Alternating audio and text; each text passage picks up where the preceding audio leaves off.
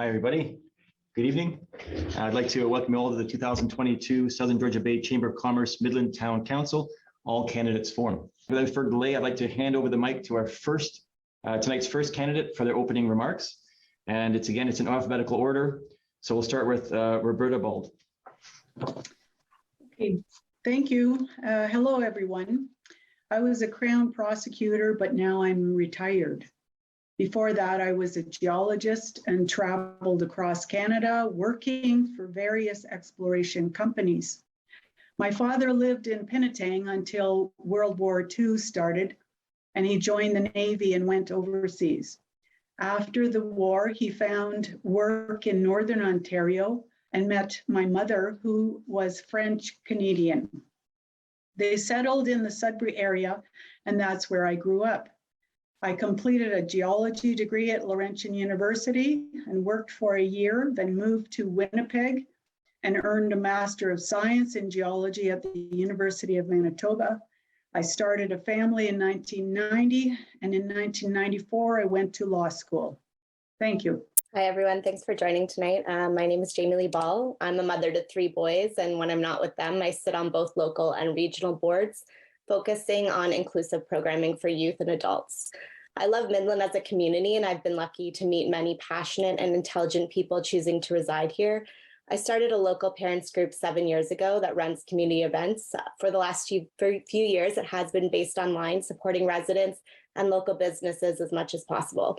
I want to focus on bringing inclusive, affordable family and adult programming to residents, develop training programs and job development, focus on affordable housing solutions, and bring focus to better utilizing community spaces. As an involved community member, I see the value Midland has to offer, and I have the knowledge of fund allocation and programming to utilize hardworking dollars to create a town that residents are proud of. Midland has so much potential for creating community events and spaces, and I hope to be a part of council that will listen to the community and bring the ideas of the residents into practice. Hello, I'm Glenn Canning. I'm a small business owner and employer in our downtown. And as a small business person, I am very sensitive to the effects that taxes and service creep has upon my viability of my business, my ability to provide employment opportunities for some of the people in our town. I'm also very concerned about the accessibility of affordable housing. As a parent, I'm worried about where my son is going to find to live in the future. These are just 2 of the issues that have brought me to this campaign. If elected, that's what I'm going to be working towards. Keeping fiscal responsible government running, maintaining a sustainable economy, and of course, working towards reducing the red tape that is interfering and causing trouble, creating affordable housing. Thank you.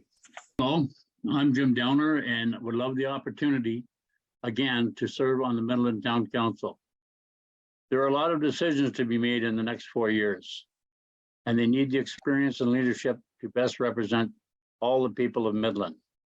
With my 20 years of council experience at every level, municipal and county, boards and commissions, I know I can add knowledge, strength, and individualism and support any council that I work with. Thank you. Hello and thank you. My name is Sheldon East. I'm a business owner in Midland. I've been down in Midland for 10 years now. Before that, previously 13 years in Penetang. I'm a father of 2 children. My main goal is to look at affordable housing in Midland, and also represent the small businesses of Midland to help keep shopping easy and simple. I am a Georgian college graduate with honors, and I have helped in many local charities such as Big Brothers and Big Sisters, the Georgian Native Friendship Center, and I also volunteer for the Salvation Army on my spare time. If elected, I hope to help Sheldon. bring community to Thanks, Sheldon. Your time is up. to get things I'll moving move on now in to regards Tom to Garzinski. building affordable housing. Thank you. Hello, fellow candidates, Chamber of Commerce members, and most importantly, all Midland residents. My name is Tom Gardinski. I'm a family man with a wife and 2 young kids. I have family roots in North Simcoe going back 2 generations. I have a variety of professional experience, both in the public sector and in the private sector. And during my professional experience, I've had the ability to be on a variety of committees, including an active transportation committee, and I played a lead role on an environmental sustainability committee. Currently, I'm working as a continuous improvement manager at a local marina. Academically, I obtained an undergrad degree from York University, and then later on, I obtained my MBA from the University of Fredericton. I wanted to thank you, the viewer, for taking the time out of your busy life to become educated and informed on your candidates. Thank you. Thank you. Hello, my name is Ben Gorski, and I'm running for council in Midland. I'm married, and we have 4 adult children between us.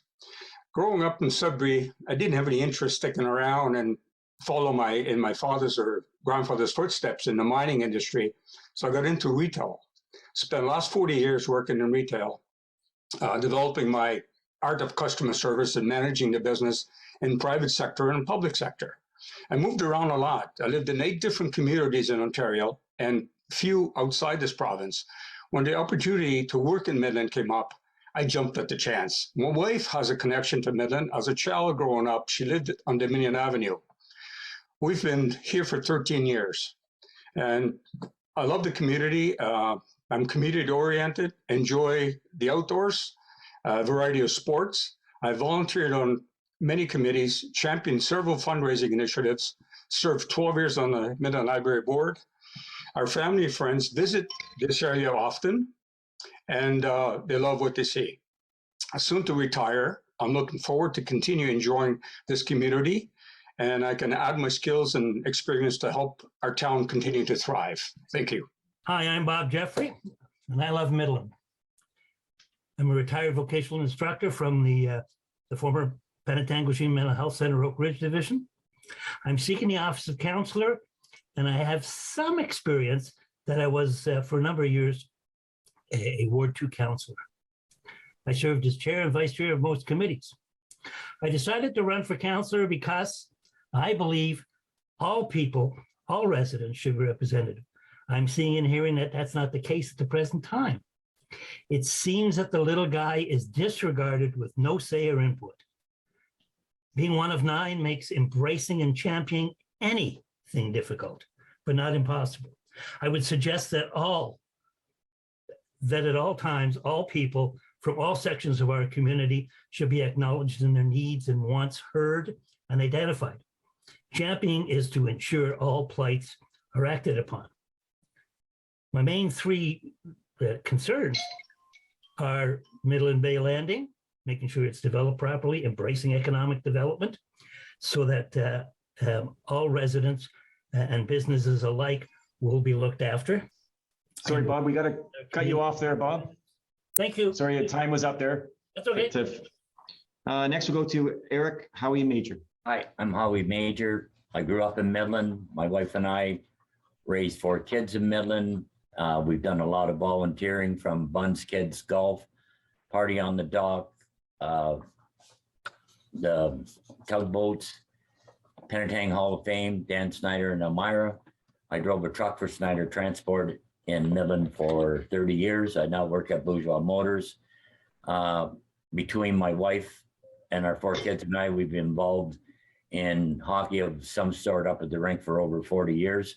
I've got the time and the interest in Midland now, and with my job, I probably drive around Midland more than anybody and talk to more people than anyone. So my goal, if I get on council, it'll be to listen to the concerns and needs of the people of Midland and bring it to the table. And hopefully between me and the Midland residents of Midland, we can make Midland better one day at a time. Hello, bonjour, Annie. Thank you for hosting this evening tonight. I want to say well wishes to my fellow candidates and let you know it doesn't get any easier if you're an incumbent. My name's Carol. I was born in Sudbury 48 years ago. I'm a carpenter, roofer, and framer. Beautiful Midland is now my home and has been for 10 years. I visited as a youth and felt drawn here when I had all 8 kids, 1 grandchild, and foster kids under one roof. I know how to budget and recognize how decisions made today impact families later. The 4 eldest have their own homes now, and there are 3 grandkids and 1 due around election time. I'm excited. I feel gained experience and contacts I have that can be useful moving it forward as a team. Currently, I sit on the SSEA and Midland Penn Transit committees. I believe it's important to respect elders, culture, history, and engage our youth. If ever anyone wishes to have a copy of my responses in large AODA approved print or in French, please let me know. Thank you very much. Thank you for having me. My name is Bill Meredith, born and raised in Midland, and I've been in and around the business community for most of my life. I believe now is the time to step up and face the challenges that lie ahead with a strong voice for all Midland residents. 3 generations of the Meredith family have called Midland its home. After immigrating to Canada in 1954, my parents, Tom and Tina Meredith, chose Midland as the place to raise their family and to build their businesses. From them, I learned the value of hard work and the importance of family and community. Following in their footsteps, my wife, Paula, and I have raised our family here, and we continue to build our businesses and engaged in the community here in Midland. Now I'm asking for your vote so that I can continue to support Midland in the way it deserves. Thank you. Hi, I'm Beth Prost. I'm married. I have 4 children. I've had the privilege of being your counselor for the last 4 years. And I have to say, for the most part, I've truly enjoyed it. I've enjoyed engaging with residents. I've answered your calls, your emails. I've been to your homes. And I look forward to hopefully continuing to do so. If reelected, I can't make you any promises, except I will absolutely listen. I will always listen and support you. And that's about all I can promise. There's so much to say and only a minute to do it. So thank you. Thank you for the last 4 years, and I hope to see 4 more. Good evening. Sorry, I had to unmute there. I couldn't figure out how to do it. My name is Franco Valero, and I'm running for town council. I would like to thank the chamber for allowing us this time to meet and greet the people of Midland. I want and will be your voice at town hall. I will bring common sense, integrity, resilience, transparency, inclusion, and prosperity to and for the people of Midland. I will make time to hear the positive and negative and do what I can to influence decisions that affect us all. Servant leadership for the greater good. Thank you. Hi, my name is Matt Vader, and I'm running for town councilor of Midland. I have a beautiful 8-year-old girl and parents who reside in Midland. I've lived here for 25 years, attending Huron Park and St. Teresa's High School. I live and work in the area. I am currently the health and safety coordinator with CLH Developmental Support Services, where I have been for the last 14 years. I also sit on the board of directors with the Boys and Girls Club of North Simcoe. I love Midland, what it has to offer, and what it can be. I've seen it grow, and I want to be a part of that for generations to come. If elected, I'll be an active member of the community, answering your questions and bringing forth your ideas to make Midland even better. Thank you. My name's Catherine Mcdonald, not without challenges, obviously. I'm a lifelong resident in the area, a citizen of Métis Nations of Ontario, a retired office administrator, and my 21 years experience serving as a school board trustee has conditioned me to be an effective town councillor. I've been close to Midland issues for a long time. I'm aware of the time and commitment it takes to be a councillor. I have sound judgment and the ability to query issues as they arise. I have the best interest of Midland at heart. I work hard. I have an open mind, fresh eyes, and new energy. I encourage everyone to exercise their right to vote and be rewarded by electing Catherine Mcdonald, Councillor, Town of Midland. Thank you. Thanks, Catherine. And thank you. That's for the introductions. That's great. Now we'll move on to the questions. These are questions that, again, have been pre-submitted by email and phone. Please note that the purpose of this forum is to enlighten us on the position of the candidates In the past, there have been requests to make this form into a debate format with rebuttals, but of course, we're limited by time, so we won't be doing that. I would, however, again remind candidates that they are free to use their time as they wish and free to respond to the questions and responses from their candidates in that 1 minute. The questions that we ask tonight will be ones that can be posed to all candidates. And now for the first question. In the past decade, Midland has lost many hectares of urban woodlands to developers and many more are planned to be paved over. We now see the waterfront going down the same path. Do you believe that residents need more access to urban woodlands and water with better availability to public beaches and accessible waterfront? And we'll just roll down the list, putting the first speaker from the intros at the bottom. So now we'll start with Jamie Lee Ball. Thank you. I believe residents need better availability to accessible waterfront. I think that it is a priority in almost all communities that are surrounding us. The focus of the community is the waterfront, community spaces and events. They're all centered around the waterfront as the main feature. We live on the beautiful shores of Georgian Bay, but Midland is not showcasing that. Midland's waterfront should be seen as an accessible space where there is capacity to have events such as Penetanguishene has led the way with their musical events all summer. Midland offers something similar, but the space is not able to support people comfortably nor create a community feeling. Firstly, I have to say I disagree with the wording of the preamble. It's biased and reasoned statements into facts that are actually misleading at best. However, having said that, I believe that a healthy community needs access to green space. A healthy community requires access to the features that make it unique, such as our waterfront. So one of the reasons I'm running is to support the Midland Bay Landing. This Midland Bay Landing plan will provide a full kilometer of new access to the water. And we're not talking access the way you saw at Aberdeen or Bayport. This is actually 100 feet from the water's edge in, all the way along that full kilometer of beach. That land has never been accessible for the people of this town. It has been for the last while a privately owned industrial park. It's time to us to open it up, give it back to the people of this town, let them have access to the water. This proposal represents the largest continuous access to water that has ever happened in this town. So it has Midland Bay Landing has great promise. And as a councillor, I would like to take it and make that promise come true. Thank you. Yes, I do. This is something that can be a benefit to all ages and abilities. Since 1994, I was part of a team that reclaimed the edge from CN Rail. And we now have a beautiful Rotary Park Trail, the full length of our waterfront in Midland, with more to come. I'm always going to be in approval of supporting this where possible. Stay tuned because we have some wonderful things coming. Thank you. With proper oversight and public feedback, we can have both. I pose a question to everyone listening. When was the last time that you actually walked Midland Bay waterfront? I mean the area that's currently plagued with addicts and the homeless all day and night. It is a potentially dangerous environment met with hostility, anger, littered with garbage and drug paraphernalia.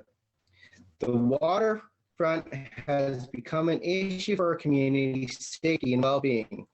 Imagine creating a waterfront that can be enjoyed not from afar, but actually being able to use it safely at all times of the day and all year. A family-friendly boardwalk filled with the public use of Muskoka chairs, hammocks, a splash pad, beautiful park surrounded by trees overlooking our beautiful bay. With the added safety and security of homes, watching over those wishing to walk on the boardwalk. Thank you. I believe it's a positive view which can bring back Midland's beauty and a sense of community. There might be a delay on his If video. the majority of the residents of Midland are opposed to this idea, should I be elected, I will be considerate of the majority's ideas. Okay, thanks, Shel. We just got to keep it to a minute. There might be a bit of a delay on your video, so that's me running hearing the bell right away. But yeah, we have to keep it to a minute, just to be fair. Next, we'll go to Tom Gardinski. Do you believe that the residents need more access to urban woodlands and the water with better availability of public beaches and accessible waterfront? Yes, I do believe we need more access to urban woodlands. However, I'd love to operate on facts and numbers. It would be very beneficial to know how many hectares of canopy have we actually lost over the last decade. Alternatively, it would also be very beneficial to know how much canopy we've gained through the hard work of our town arborists and the Parks Department by planting new trees. If we're serious about canopy, then we need to start measuring it like the town of Collingwood does. And yes, we absolutely need more public waterfront access, specifically to Georgian Bay.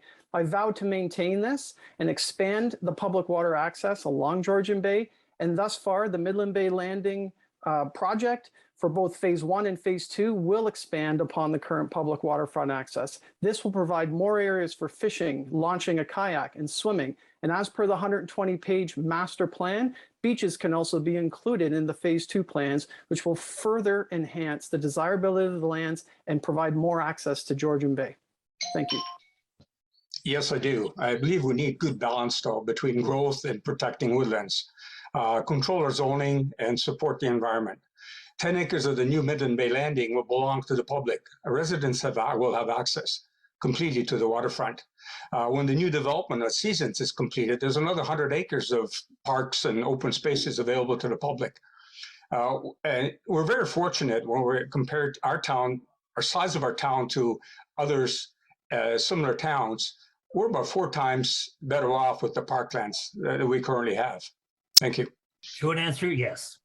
However, most of the urban woodlands, as stated, are for the most part secondary or scrub growth with less than 40 years old.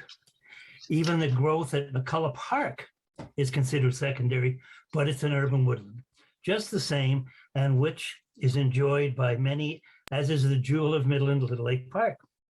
Within the town, there are some small areas, an oasis of forested land, enjoyed by those in the know. Now, it may well be that we have to designate urban woodlands on town properties and designed and planted for future generations with the mind, with species that lend themselves to a woodland that is enjoyed by many generations to come. We have maximized our own public beaches, but with proper funding, we can enhance the number of users through better access and beach maintenance. The old coal dock area, Midland Bay Landing, although accessible waterfront, has an average depth of 24 feet, much too deep for reasonable use. A more practical and broader use is called for the benefit of all residents of our local area. The statement that preceded the question was shockingly provocative, and I'm definitely interested in learning more of the facts.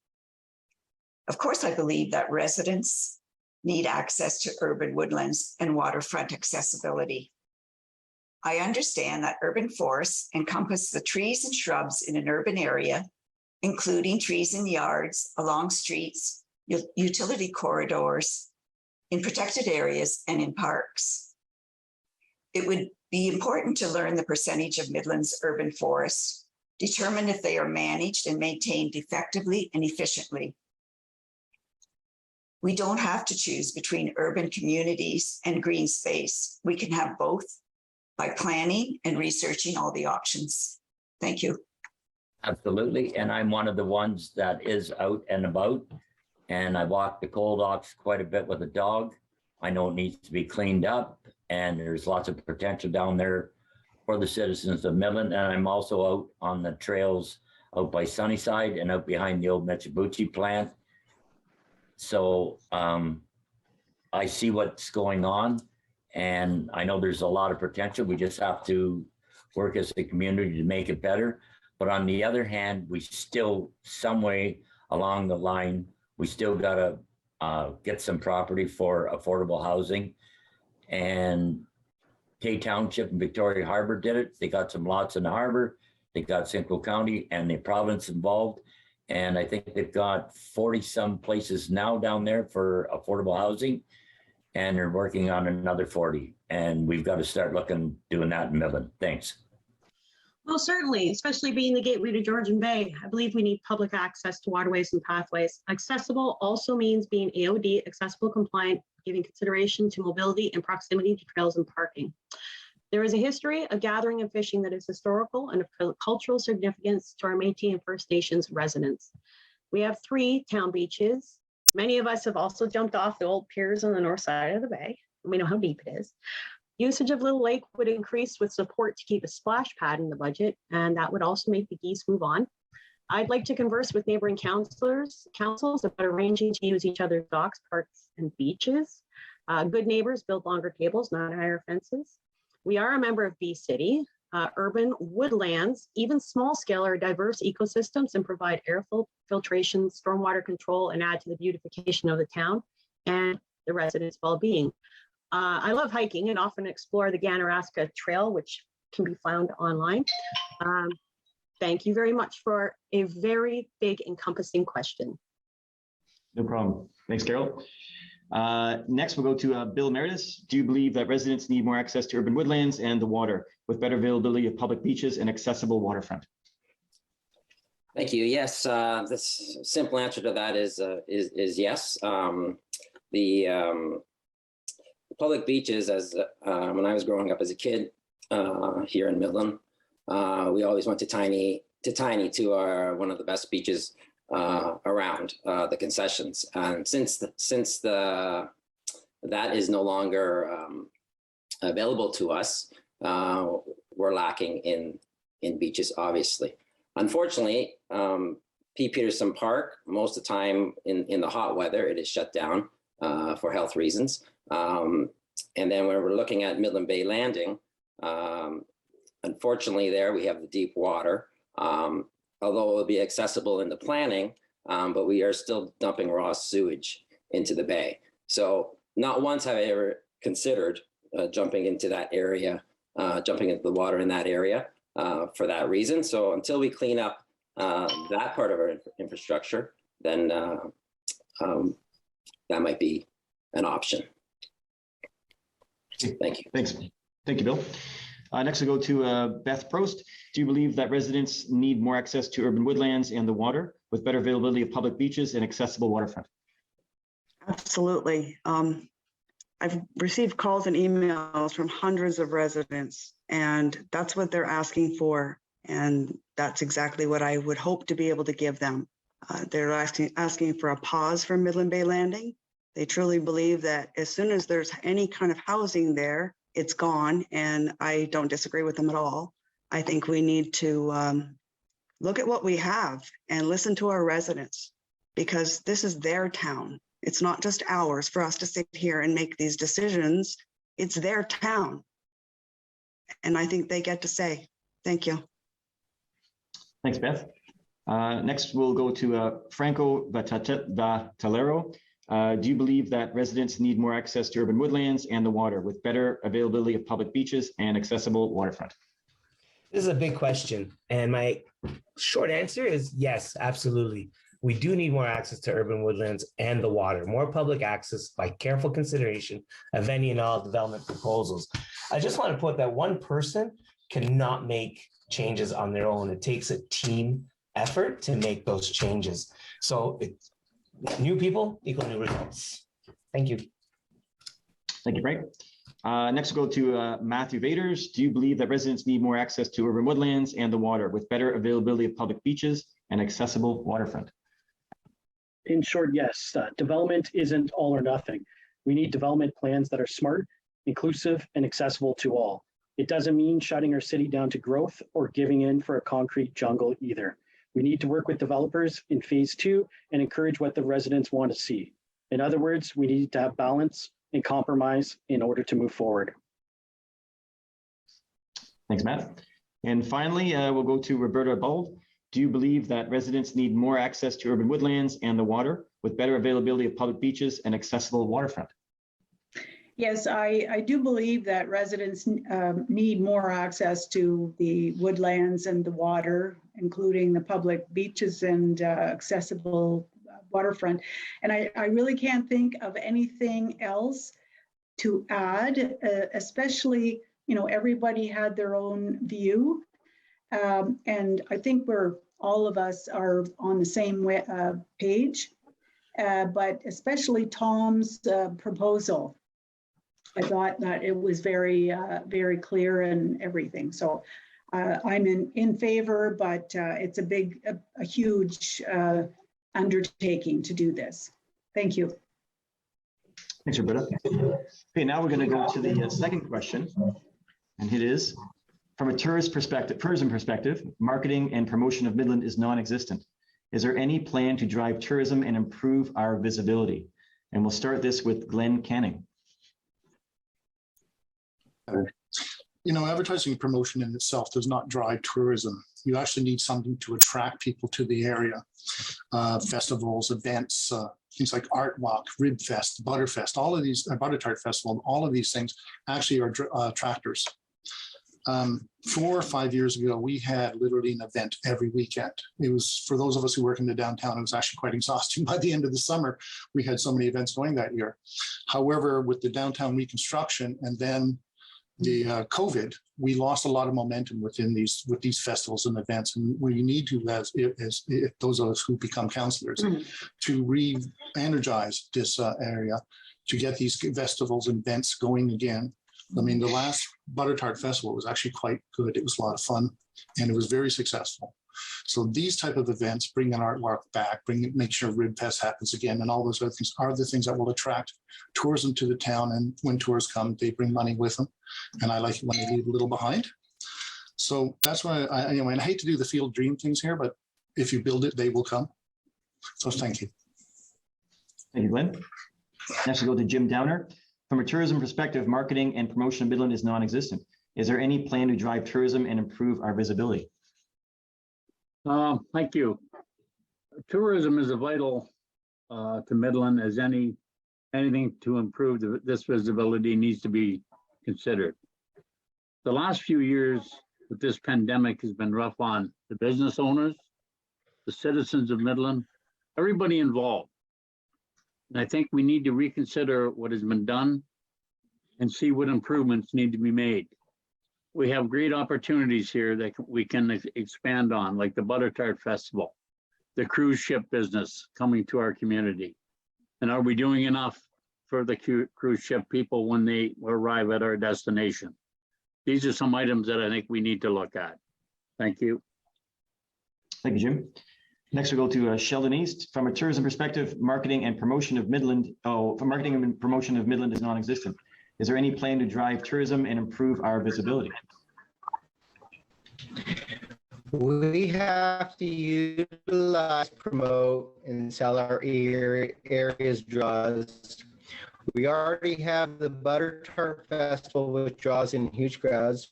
This is where we could build on this through expanding with the amphitheater idea, bringing all ages of crowds to our beautiful waterfront, also giving musicians an opportunity to jam on their grandstand, filling our Midland even during the week. Boaters can pull up to public docks and join in on the fun and stroll up to our shops, which will infuse our economy. As councillors, we also can reach out to the Ministry of Tourism for grants, look into ways to promote Midland through editors and write-ups, which paint a positive image of Midland tourism, promote Discovery Harbor, St. Marie among the Hurons, the Wymarsh, Awenda, 6 Mile Lake. But to really advance Midland tourism, we need to build a waterfront that will draw people from all over the world to our beautiful town. Thanks, Sheldon.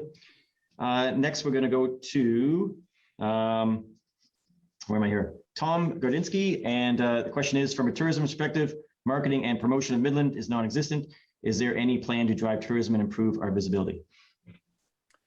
Yes, I don't know if it's non-existent. I don't know if I fully agree with that. There's a lot of marketing done today through social media, and this is all driven by algorithms, likes and shares. Word of mouth has become such a big push for marketing tactics these days.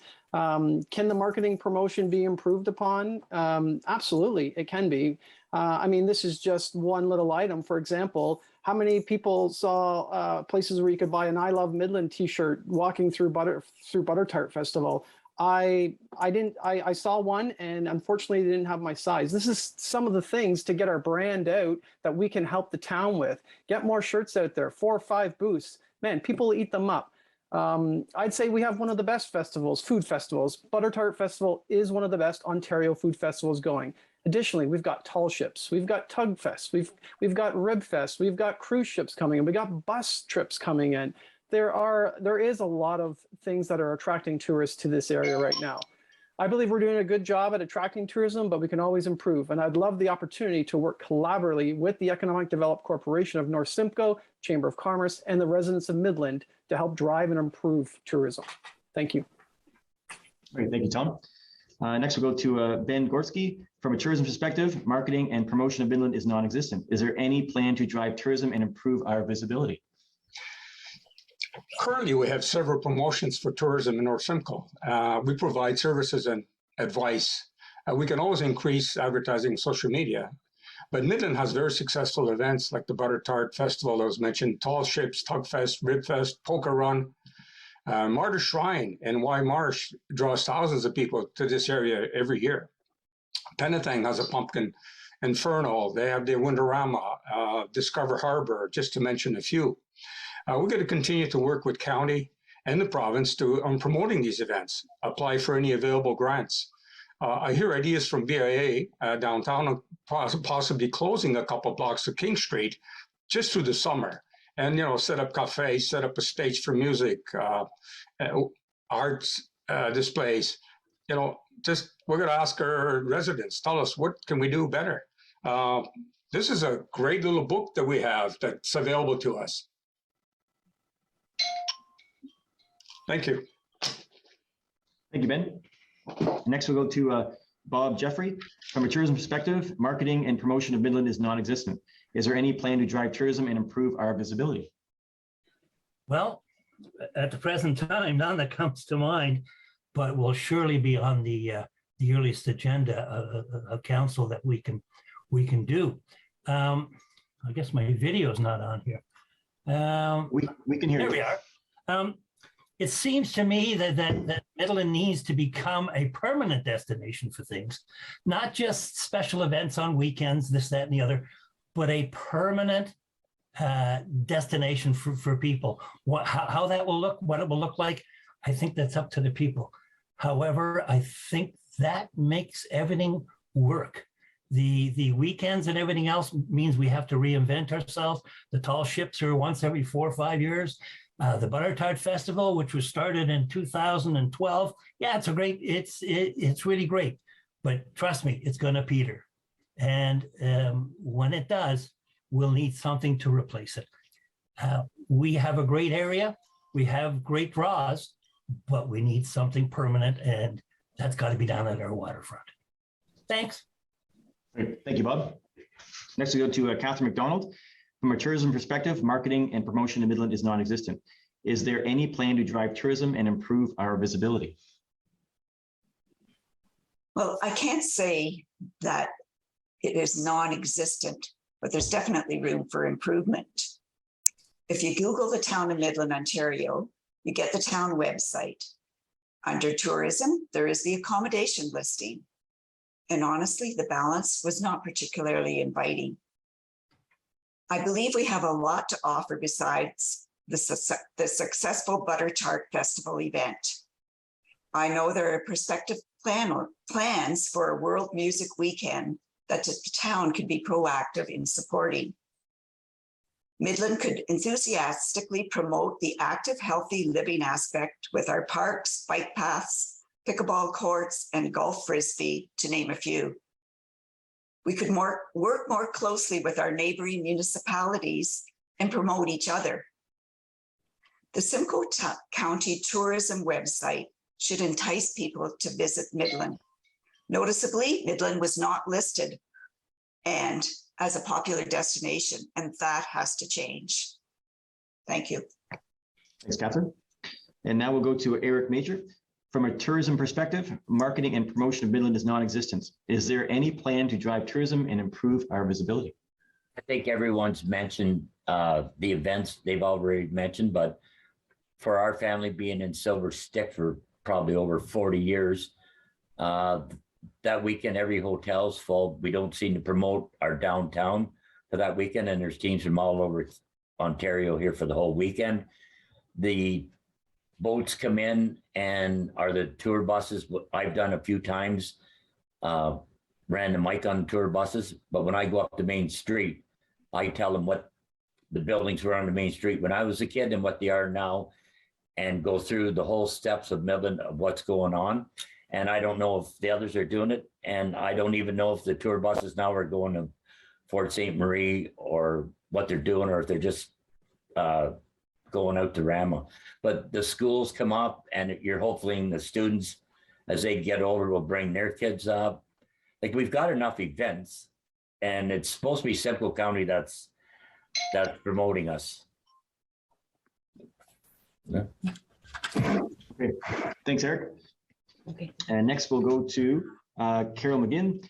From a tourism perspective, marketing and promotion of Midland is non-existent.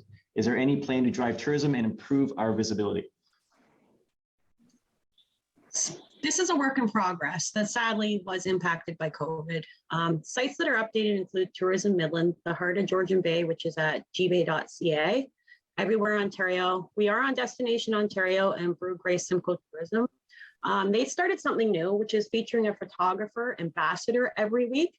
Cultural Alliance is drawing tourism, as do cruise ships, tall ships, Potter's Tart festivals. The EDCNS updates its website and was collaborating with neighbors. We were presented with a plan, but because of COVID, couldn't follow through. I've got some good news from our airport, and this is a direct quote from their website.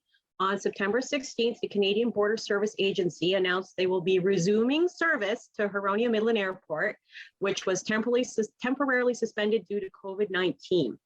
CYEE will now be able to support international transporter travel. So there's some good news. They also have an event coming up. The BIA, I hear, is planning an event. We need to consider drawing folks for all seasons and be age-friendly so families also consider staying here. Thank you. Thanks, Carol. Next, we'll go to Bill Meredith. From a tourism perspective, marketing and promotion of Midland is non-existent. Is there any plan to drive tourism and improve our visibility? I'd have to agree with, for the most part, Tom's comments, Mr. Garzinski, without repeating myself on and wasting time on that. What I would encourage is transient docking for tourism to come to Midland. We have Georgian Bay, and we're on Georgian Bay, and I see boats leaving our harbor every weekend, every Friday, and nothing coming in. We don't have spaces for transient dockers from Perry Sound to come up, whether it's the Muskokas,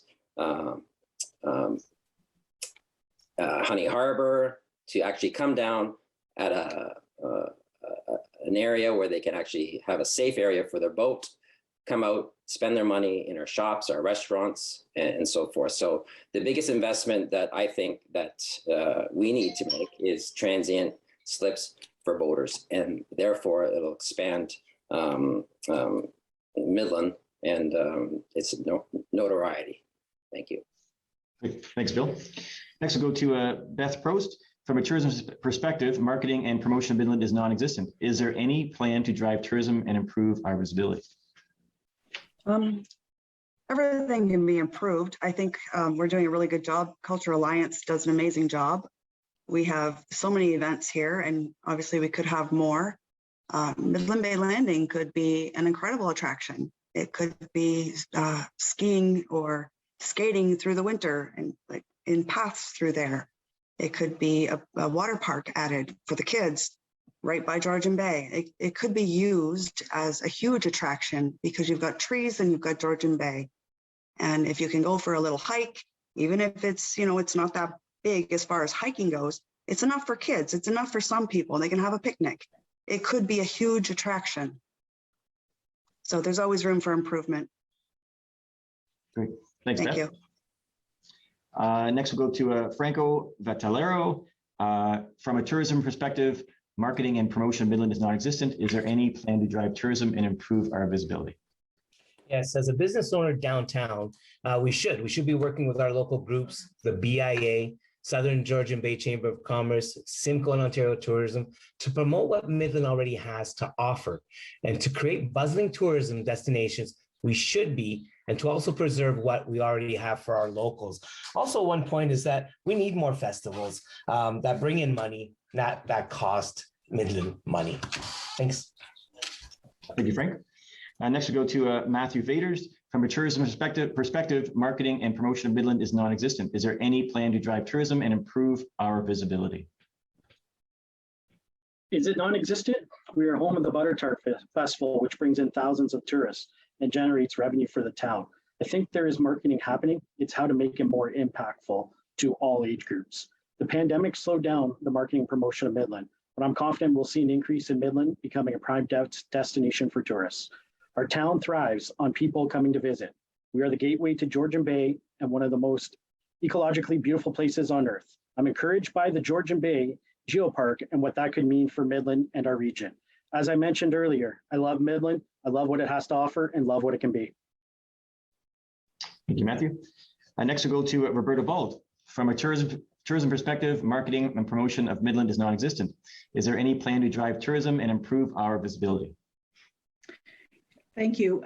I'm not aware of any plan to drive tourism and improve our visibility, except perhaps the large boats coming to Midland. And also, I want to, I've heard everybody talk about that. Sorry, that's my dog. Everybody has, contributed a lot of information now, but also we have a gem here. It's the Midland Public Library. They have so many, events and everything. They have the outdoor party and everything. So they are really a gem in our town. And so if we liaise with them and try to, get things going, they're always doing something. So sorry. Okay. Well, you get 50, there are two bells, so you get another 15 seconds there, but yeah. Oh, okay. Well, anyway, I was on the board of directors of MPL, and they were really great about that. So that's just my 2 cents, and everybody has contributed, so it's good. Thank you. Thank you, Roberta. And finally, we have Jamie Lee Ball. From a tourism perspective, marketing and promotion of Midland is non-existent. Is there any plan to drive tourism and improve our visibility? I believe there have been improvements to creating promotion on Midland. The video showcasing downtown, social media posts that were already talked about, and the painted mural boxes around town are a great supporting addition to the already beautiful murals that are around. I think that we have a chance to build on the success of the Butter Tart Festival to improve visibility and tourism. That starts with showcasing our waterfront and also working on a partnership with downtown Midland and hotels to offer regular shuttles for tourists so they do have downtown right at their doorstep. I also think we need to be listening to our residents. I've seen ideas brought forward by residents that offer unique solutions that use little resources while creating a large ability to draw people to downtown. Midland has passionate, capable residents with a varied skill set, and we're lucky to live in a place where we have such a caring community, and allowing their ideas to come to fruition ensures our community thrives. Great. Thanks, Jamie Lee. Okay, that's it for the question number 2. Now question number 3. What is your view on the Midland Bay Landing project? Are the people of Midland Bay properly represented by the board? And is 25% public land and 75% private a fair deal as outlined on the town website? And we'll start this with Jim Downer. Thank you, Peter. I think the people of Midland are being properly represented by the board according to the original plans. The 25% of public land will give the people of Midland the access they were asking for. And I do realize that some residents today have concerns that are different to the original consultations. Plans are not finalized, and you will have a chance for your voices to be heard. I was born and raised here in Midland, and I would never vote for something that would not benefit all of Midland. We have 2 council members that sit on that board, and our town's interests are being well represented. Thank you, Jim. Thank you. Next we'll go to Sheldon. What is your view on the Midland Bay Landing project? Are the people of Midland being properly represented by the board, and is 25% public land and 75% private a fair deal as outlined on the town website? I feel the Midland Bay project is fair on all terms, and the best part of it is that there's still opportunity for discussion on all sides, even the town residents. I also feel we have a great opportunity to not only build housing, but promote self-employment. I want you to open your hearts and look at our children and your grandchildren. They might have dreams of owning a sports store or a little bakery, or a family wanting to open a restaurant or an outdoor outfitter store. When COVID hit, a lot of people reevaluated their lives and decided they wanted to be self-employed. Imagine a family coming off Jose Island. A wife could get her hair cut at your salon on the waterfront, or a father can buy camping gear at your waterfront family's outdoor store. A tattoo at your waterfront tattoo shop, while they grab a ball cap and a cup of cake from your children's business. We have an opportunity here to give families of generations to come a prosperous and stable future, giving children a reason to stay in Midland and not want to leave. Sorry, it's just a delay there. So, okay, thank you. Next, we'll go to Tom. What is your view on the Midland Bay Landing project? Are the people of Midland being properly represented by the board? And is 25% public land and to 75% private a fair deal as outlined on the town website? So specifically looking at phase 1, it satisfies the 15-minute town concept, which we should be striving for in any development in Midland. A 15-minute town concept is a town that is built so residents have access to all essential services: doctors, dentists, banks, shops, restaurants, you name it, within a 15-minute walk of their door. This satisfies, phase 1 satisfies a 15-minute town concept. Additionally, the townhomes are being built near to current transit routes, which is another aspect of sustainable development. As an added bonus, downtown businesses can only be positively impacted by intensifying the downtown area. This will draw more people to the downtown, which will generate, hopefully, in theory, more revenue for downtown businesses. Phase 2 is surrounded by too many unknowns and hypotheticals. Let's forget about it for now. But I do believe that phase 2 needs more public consultation. Some of the conceptual drawings, they didn't agree with Midland fabric, in my opinion. The board is representing the town in all aspects. They need social and economic environmental perspectives. They're covering all 3. It's going to be very important in the next couple of years to be prudent, financially prudent. And this. Okay. So I'm going to cut you off there, Tom. Thank you, though. Yeah, thank you. Next is Ben. What is your view on Midland Bay Landing project? Are the people of Midland being properly represented by the board? And is 25% public land to the 75% private a fair deal as outlined on the town website? I believe it's a fair deal for a community and no cost to the town. Phase 1 will feature a boardwalk, park, amphitheater, splash pad for kids and grandkids to enjoy. 10 acres of total accessible space with full access to waterfront. Phase 2 will produce more revenue for the town. I think this whole project's been reviewed and with public consultation for years. It's been long coming. It's time to build it and enjoy it. I think for the town to keep this, on the flip side, for the town to keep this park, the whole area as a park would cost about $30 million. The cleanup, the maintenance of it, and the taxpayer would take a hit for it. I will listen to the community concerns and work with the council and NBL board and the developer through the next phase. Collectively, we can reach decisions that are best for the interest of the town. Thank you. Thank you, Ben. And next we'll go to Bob Jeffrey. What is your view on the Midland Bay Landing project? Are the people of Midland being properly represented by the board? And is 25% land, public land to the 75% private a fair deal as outlined on the town website? Well, I'm not sure that the people are being represented as was originally envisioned, but that can be remedied. Remember, the property was bought by the town in 2012 to cut out a guy by the name of Coco Paving. Coco Paving was a paver, and he would have taken over the property. We wouldn't have had anything near Waterfront, and we'd have piles of slag of used asphalt. We, the town, in that day bought that property, knowing that things would happen. And hopefully the majority of it would be sold off and so much kept for the residents of the town, including the waterfront. And that's why it was bought, to return the waterfront. Because you got to remember, 100 years was no access for us. Now we have access. So yeah, I think it's good. Okay, thanks, Bob. Next, we'll go to Catherine Mcdonald. What is your view on the Midland Bay Landing project? Are the people of Midland being properly represented by the board? And is 25% public land to the 75% private a fair deal as outlined on the town website? Midland Bay Landing project must provide benefits to our entire community.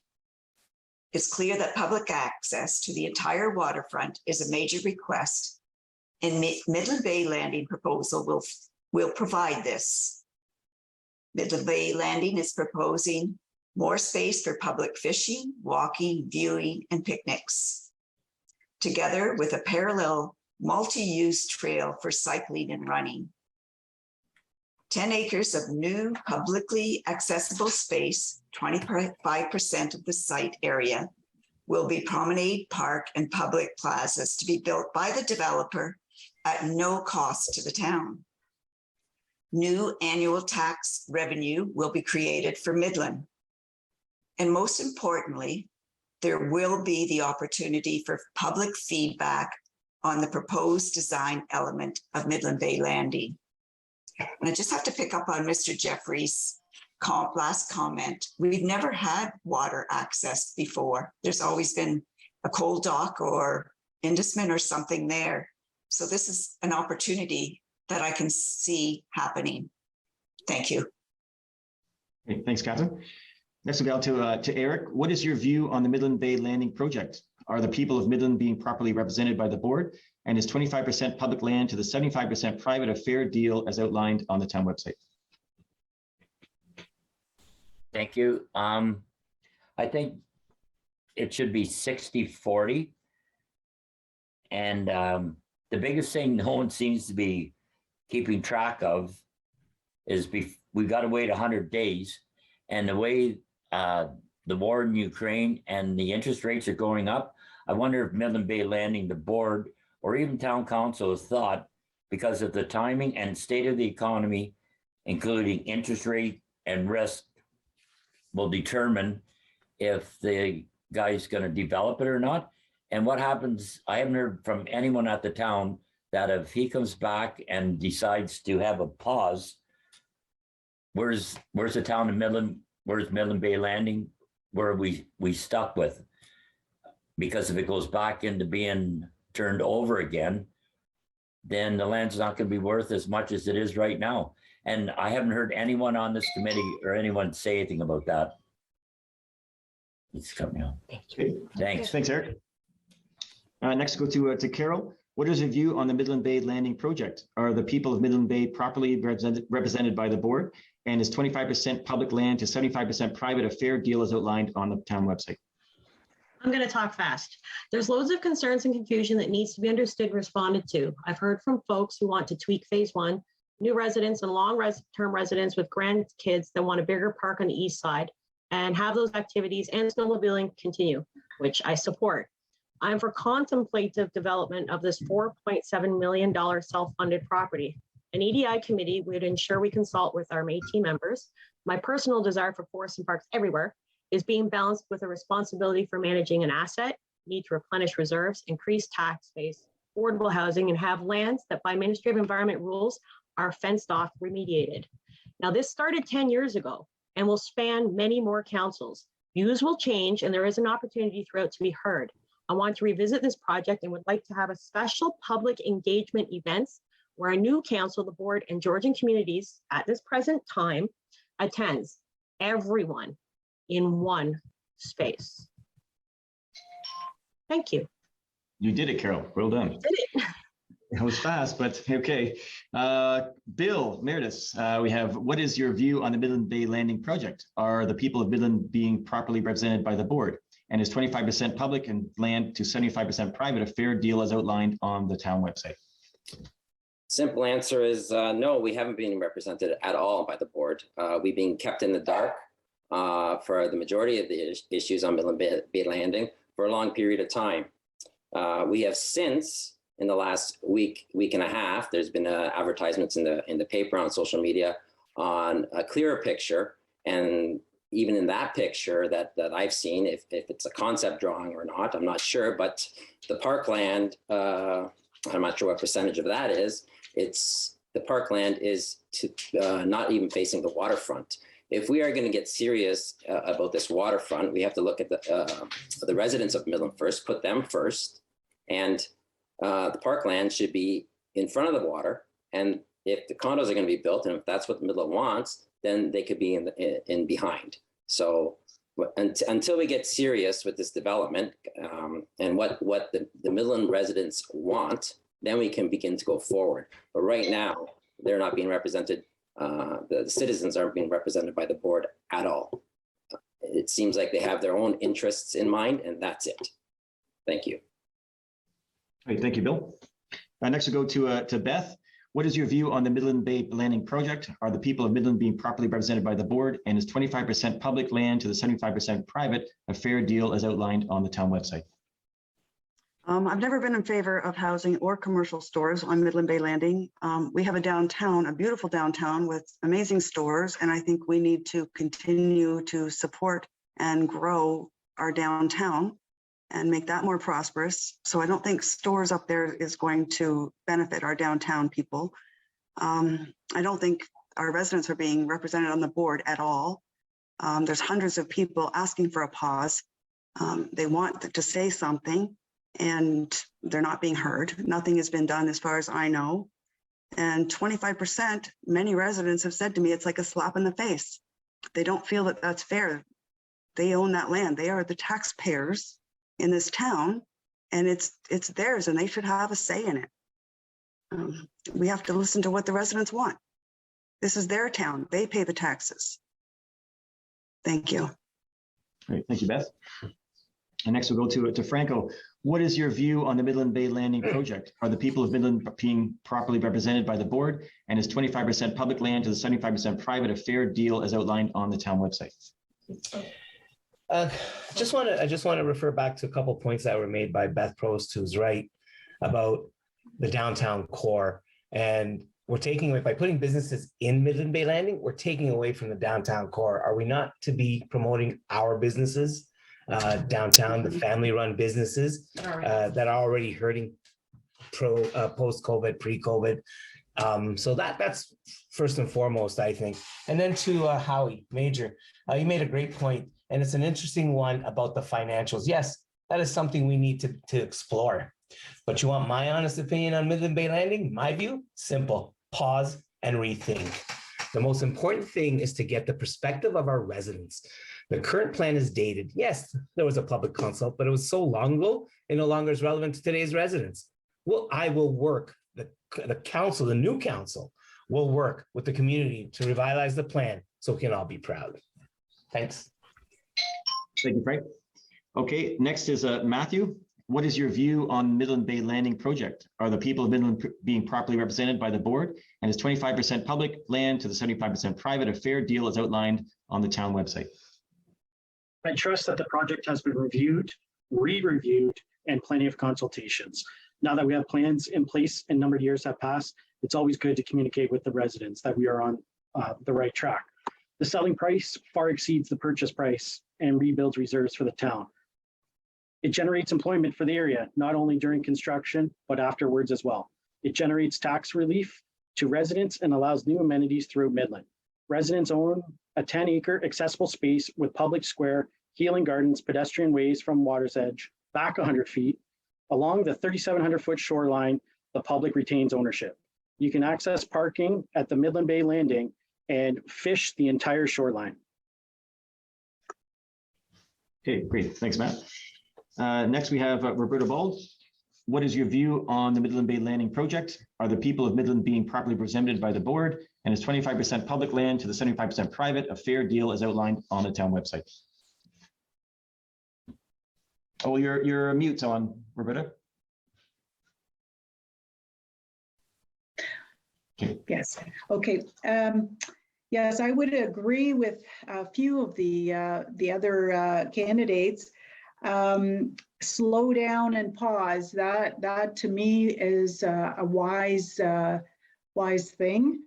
And also, and I'm just I had a conversation with Bill Gordon, and he noted that there was no parking in the plan. So the plan that we have is flawed, and I really I don't think it's a fair deal.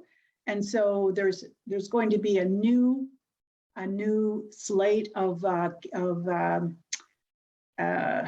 well, after the election, and I think those people should relook at what is going on and make decisions, because it's been going on for a long time, but we have to do it right. Thank you. Thanks, Roberta. And next we'll go to Jamie Lee. We have, what is your view on the Midland Bay Landing project? Are the people of Midland being properly represented by the board? And is 25% public land to the 75% private a fair deal as outlined on the town website? I don't think it is the percentage of land that is the issue, but whether that 25% is going to be accessible and thoughtful space that can be utilized by residents as a community space. How are people going to park? How are all the proposed community space, are they going to fit within that 25%, and where are they going? I would love for there to be more specific drawings out to residents so that every resident can have an informed decision. I also think there needs to be consideration about how phase 2 is developed. I think that there has been a huge outcry by the community regarding their thoughts, and that those issues being brought forward need to be represented. Great, thank you. And finally, we'll go for Glenn here. What is your view on the Midland Bay Landing project? Are the people of Midland being properly represented by the board? And is 25% public land to the 75% private a fair deal as outlined on the town website? First of all, the people are being properly represented by the board. It is functioning as it is designed to function. The 25%, 75% mix was not an arbitrary number. It actually represents the amount of land that can be turned into a park that will be wholly financed by the development of the rest of the property. During the public consultations, what really came out was that people wanted parkland, they wanted waterfront access, but they did not want their taxes going through the roof in order to finance it. If you remember, at the time, the estimate of converting that land into a park to rehabilitating brownfield land and turning it into land that you could use for a park was about $25 million. Any of you that have served on council, remember the rule of thumb, for every $1 million in public fund taxes or money spent is about a 2% tax increase. Now, granted, you wouldn't do it directly on a single budget, you would finance it. So you'd spread that across a period of time, but you're still looking at a substantial tax increase for anything that drives this project differently. Saying that the project is out of date is also wrong. 8 years lead time, that's normal. That's just normal for a project like this.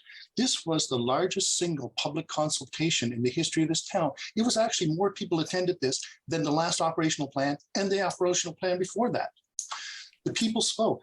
The fact that some people didn't show up, I'm not appalled with that. Thank you. Okay, we're going to go on to question number 4. What council decisions in the past would you like to change? And we'll start first with Sheldon. Parking. Unfortunately, our shoppers find the new meters unreliable and difficult to operate. Respectfully, the town council had granted 15 minutes free parking. Unfortunately, this had created more confusion. I would like to see coin machines replacing the current machines or the new machines being updated to simple and familiar to use, creating a positive, enjoying shopping experience in Midland. Going back to the pay it forward community where we drop an extra quarter in the machine for the next guest. I would also like to see parking in Midland during the winter months free until we correct the parking meter problems. Our area residents want to shop local, but we have to make it easy and simple for them. As well, I would like to create parking lines to clarify parking spaces, creating efficient parking and helping consumers not damage the car doors when they open them into the steel posts. In addition, I would also like to see restaurants not taking up parking on King Street, which is already very limited since our beautiful downtown was redone. It's hurting the convenience of easy shopping downtown Midland. So I would like to revisit the parking situation downtown. Okay, perfect. Now we're going to go to Tom. What council decisions in the past would you like to change? So here we go with parking. Thanks, Sheldon, for that great intro on that. Fiscal responsibility is so crucial during these inflationary pricing times. So we need to look at all revenue streams possible. I think that we missed a great opportunity this summer to implement a responsible and fair paid parking program for our visitors to our town.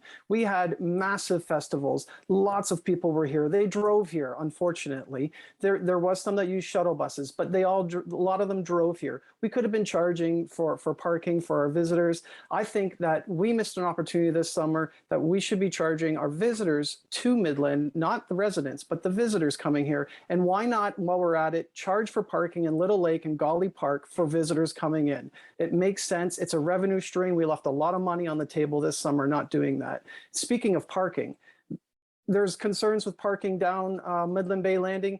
Bayshore is 3 lanes right now. There's really no need for 3 lanes. We can go on a road diet, parking on one side, have some safe, accessible crossing, pedestrian crossing, and there you go. That solves the parking issue. They did it at David Onley Park. We can do it out there. Thank you. Thank you, Tom. And next we go to Ben. What council decisions in the past would you like to change? Well, I have to speak about downtown parking as well. I think council recognized the mistake and made the necessary changes. So the parking's free and there's a good plan in place to correct this. I hear from the people visiting downtown how great it looks, and we need to keep on track and not discourage visitors from getting frustrated with this parking. I also like to I like and support the future plan to provide free transit and parking in designated areas for our seniors. Thank you. Thank you, Ben. Next we go to Bob. What council decisions in the past would you like to change? Well, we need a lot of time to research the consequences of such a move. It's okay to talk about parking. I was downtown today and helped a guy park with a loonie and pushed the green button and it worked. He put the thing in his windshield and away he went. He was happy. For us to turn around and suggest that we will change something that somebody else did on good faith, it's awful hard. There are some things that were done by groups that were bullies, if you will, and those things have to be looked at. Yes, indeed. But geez, generally speaking, everything was done in good faith. And why would you want to just upend everything because that's the way it goes? That's not fair to past people. Okay, thank you, Bob. Thank you. Next to Catherine. What council decisions in the past would you like to change? Thank you. Well, I'm going to start off with the internet and telephone voting only decision. Could have included a paper ballot. I've been made aware by several Midland residents that they would prefer to have a paper ballot and go to a polling station. So yes, voting by internet and by phone, but also the option to have a paper ballot. Of course, I knew everyone would be on the parking pay by plate. It did create a great deal of controversy and stress. And the biggest loss was to the small business owners. Now, new parking options are being offered. Community, feedback will determine whether it is an acceptable solution. Also, there should be consideration given to bylaw 2011-80 to regulate election signs. If it can't be enforced, it should be reviewed. Great, thanks, Catherine. We'll go to Eric now. What council decisions in the past would you like to change? I think it's parking, but it's not about the money. I think it's the bollards downtown, because I don't know what it cost the town last year, but trying to move the snow from around the bollards and the parking meters, we snapped off 2 poles. And when you park in the winter, to try and line it up so your passenger can get out without the door hitting a bollard, or if you park too close to the side of the road, you step down into the ditch where the water runs down. So I think some of that. And then I like to see in the summer, the big sidewalk sale and no parking downtown. And I think the patio stuff should be done Thanksgiving weekend and put the bollards back where they're supposed to be so we can open our car doors against them all winter by Thanksgiving weekend. But it's the bollards and the way they're constructed. We got to change something down there because it's costing us too much money after we replace poles. Great. Thanks, Thank Eric. you. Thank you. Next, we'll go to Carol. What council decisions in the past would you like to change? Thank you, Catherine. Online and telephone voting only. I'm sorry and have to ask to be forgiven. I confess that at the time we voted on this, was afraid for others and my own family if COVID did not abate. What I think should have happened was both polling stations and online telephone voting. If people want to do electronic, they could. I'm hearing that folks often don't know of the change, even though we mailed out information, or people who are not computer illiterate or have dexterity limitations. Also heard that some people simply enjoy going out to vote. So I'm going to quickly list. If you need help, you can go to the town hall Tuesday, October the 11th, 10 to 4:30, Wednesday to Friday, the 12th to the 14th, from 8:30 to 4:30, Saturday the 15th, 12 to 4, Monday, October 17th to Friday, October 21st, 8:30 to 4:30, Saturday, 12 to 4, Monday, the 24th, 8:30 to 8 p.m. Another thing is that I think we need to have a council rep on the Midland Accessibility Committee, and I would love to get a youth committee put together. Thank you very much. Great. Thank you. Bill, you're up. What council decisions in the past would you like to change? Thank you. I'd like to change the decision council made to increase the criterias on being able to speak in front of council, something I call deputation suppression. During the big dig, there was some issues that I had that I wanted to bring to council, and I was suppressed. I was muzzled by this administration, and I reached out to every council member through email, by asking them if they wanted to speak off the record on what I had to say. Not one council member reached out to me, except for one. Nothing got done. I was suppressed, and this cannot happen. I want to be the voice for Midland. I want to bring all of everything that matters to you in front of council. So you should have a voice, and therefore end deputation suppression is what I want to be changed. Great. Thank you, Bill. Now we'll go to Beth. What council decisions in the past would you like to change? I'd like to change probably all the ones I heard. Two stand out very well.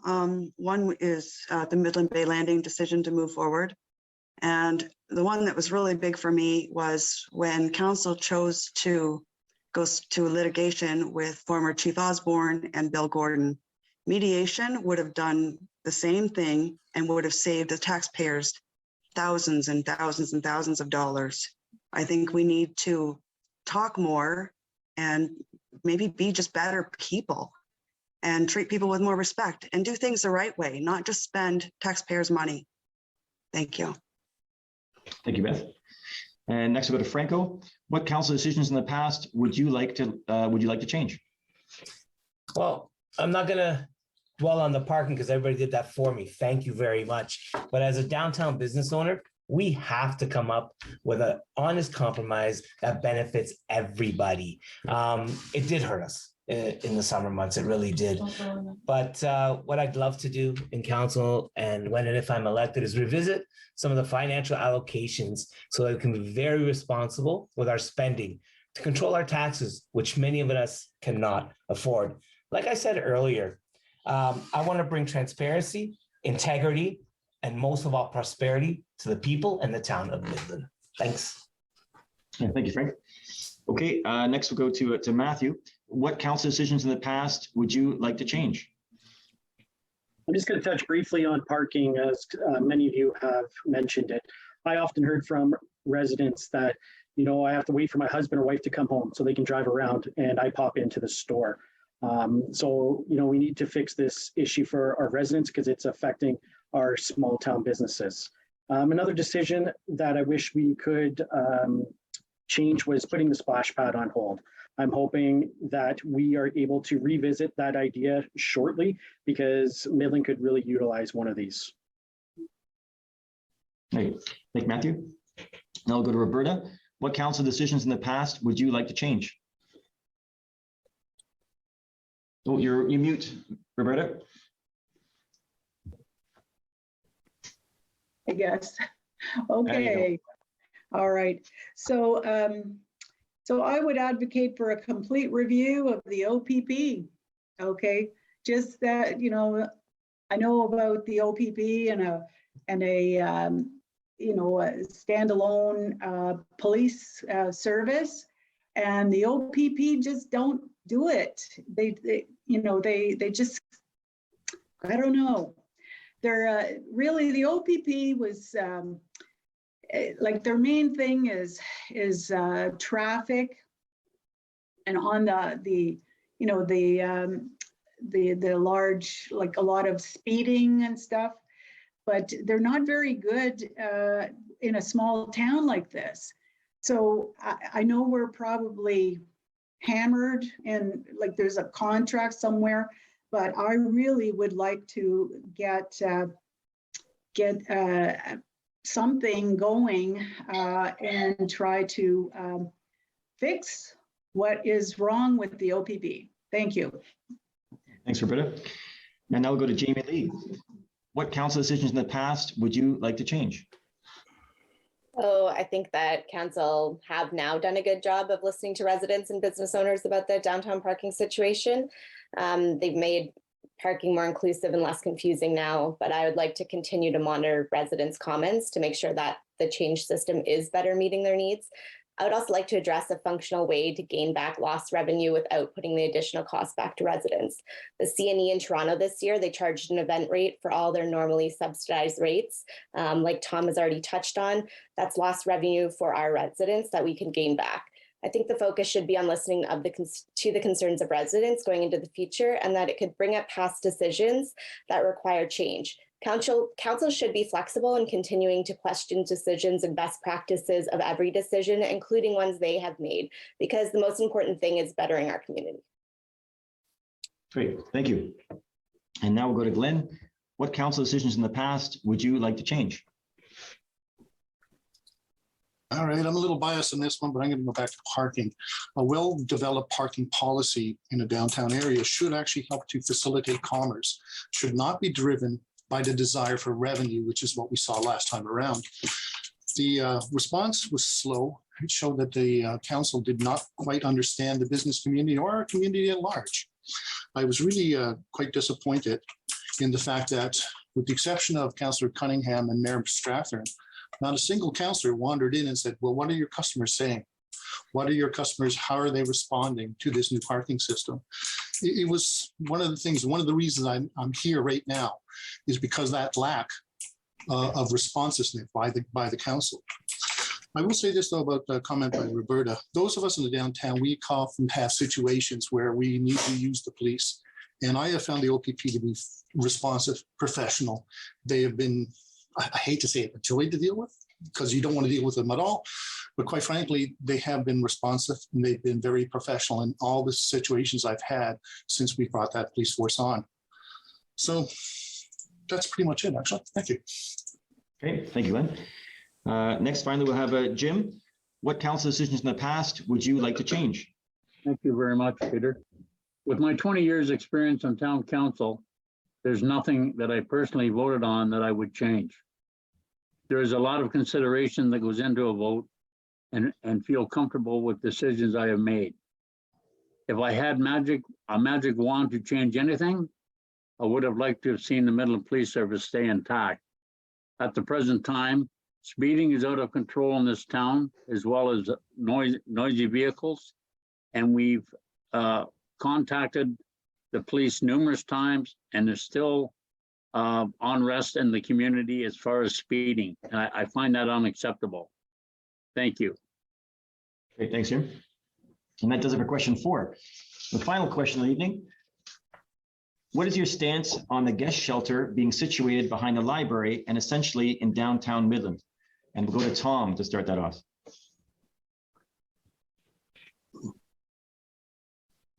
So as the downtown has evolved, I think many residents are starting to see that perhaps this location is not the most suitable option. If another one feasible option arose, which benefited the staff, the service users, and all Midland residents, then I'd support an investigation for the relocating of the guest house shelter. I like to look at a social enterprise that we have here that I believe is world-class and a benchmark in Operation Grow. And I believe that there's some capacity here, maybe to enter a public-private partnership or a social enterprise model with to have the guest house shelter adopt some sort of model like this, so that the service users have a place to rebuild and reestablish their community involvement. I wanted to touch a little bit on speeding. It seems to be a thing there. I know I'm diverting from the question, but I hope my response was clear on the guest house shelter. There's no reason why all of the town of Midland streets should be 40 kilometers an hour unless otherwise posted. Main drags, of course, you keep it at 50, but I mean 4th Street, 3rd Street, 2nd Street, 1st, these need to be all 40. There's no reason for 50. Okay, thank you. Now we'll go to Ben.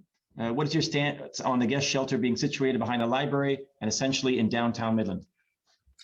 A guest house downtown is a definite concern. I know it firsthand. Being on the library board for 12 years, we're always dealing with issues. What we have to do is manage it better. We need to make the guest house, they have to take responsibility 24/7 for their guests. We got to reach out to the county to provide more support, look at ways to use bylaw, maybe give officers more power. We need shelter for homeless. So that's been a big issue. So if we can work with support groups and developers to find those solutions and alleviate that downtown. The guest house is staying. It's not going anywhere. That's a done deal. So it's staying there. Thank you. Okay, thank you, Ben. And next to go to Bob. What is your stance on the guest shelter being situated behind the library and essentially in downtown Midland? Well, the guest house is not a municipal venture. It's against the law to choose and pick who can live or inhabit what place they choose. Homelessness is not a new phenomenon. It's been around for eons. And it's not just Midland's problem. There's reasons for a person being homeless as is. There's as many reasons as is there are people who suffer from the debilitation. Rather than point the finger, let's come up with viable programs that will satisfy the needs of all concerned. Midland's the best place to live, work, and play. And maybe we should add restart. Thank you. Thank you, Bob. Next we go to Catherine. What is your stance on the guest shelter being situated behind the library and essentially in downtown Midland? The town of Midland has to work with the guest house, not against it. Being homeless is not a crime. It's a global problem that requires local solutions. We need to understand who the homeless are, educate ourselves, and respond with kindness. We would need to respect the homeless as individuals and give them the same courtesy and respect we do to our friends, family, and employers. Remember that one of the top causes of homelessness is a lack of affordable housing. Can Midland provide more transitional housing programs, incorporate tax credits to developers, develop a street outreach program? As counselor, I would learn ways to work with all our local social agencies in an attempt to deliver programs of relief and support. Great. Thanks, Catherine. Next, go to Eric. What is your stance on the guest shelter being situated behind the library and essentially in downtown Midland? The guest house is run by Simcoe County. I think it's very important and a necessity. But could we locate it somewhere else? And if it stays downtown, this winter, we've got to put porta potties out and have some place for them to go during the day, because when they're let out at 7 in the morning, they have nowhere to go. And that's why they're doing whatever they're doing on the streets. But I don't really care for it downtown. And I've asked a few people around town if the town has some buildings like the old PUC building out in the highway or the Parks building down on 4th Street, if any of that could be with taxpayers' money put into housing for the homeless, because we got those 2 buildings sitting empty and it'd be nice to see the town use it. And that's my stance on it. Thanks. Thank you, Eric. Next, go to Carol. What is your stance on the guest shelter being situated behind the library and essentially in downtown Midland? So council weighed the concerns and merits of the location 8 years ago, and we have a well-needed shelter. I think the real reason or driver behind this question has to do with our need for more transitional housing and supports, plus loitering concerns. What I feel we ought to do is support more resources for street-involved persons, see the people as someone's family member, and partner more openly and actively with outreach, services and support agencies, the BIA, and then push the county for affordable housing and supports now. Plus, we could consider a bylaw to change to support different housing models, including tiny homes. We need to realize that these are people. These are friends, family, and neighbors, and value them and meet them where they're at and accept that they're going to, if they want help, you have to only give the help that they request at that time. Being street involved is not a crime. It's something that we need to view from our heart. Thank you very much. Thank you, Carol. Next, go to Bill. What is your stance on the guest shelter being situated behind the library and essentially in downtown Midland?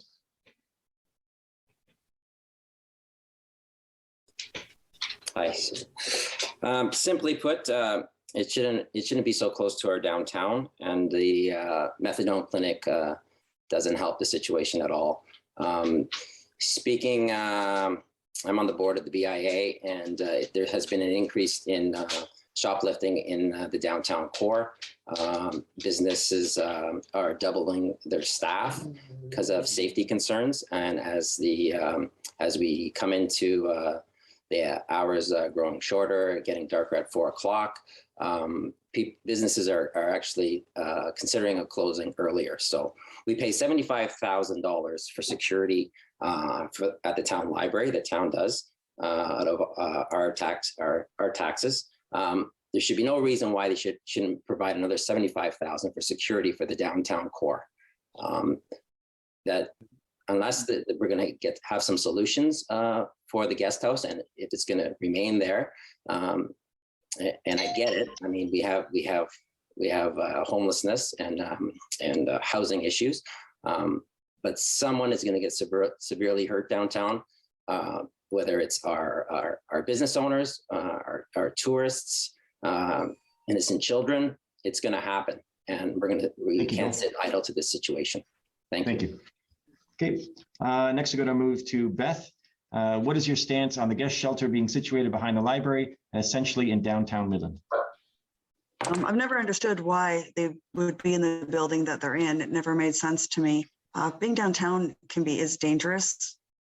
I don't know where else they could go, but I know they do need more services. There has to be much more services. I know Shelter Now provides a lot of services, and I think we need to go to the county and get more, because people are going to get hurt, and it's not fair to them, because they're in situations that some of them may not be able to control. So the services need to go to the homeless people, the people that have the problems, and maybe some of them will, be able to climb out of it, and maybe not. But we still need those services to at least try to go to the root of the problem instead of just a Band-Aid situation. So I hope we can try to get that. Okay, thank you, Beth. Next, go to Franco. What is your stance on the guest shelter being situated behind the library and essentially in downtown Midland?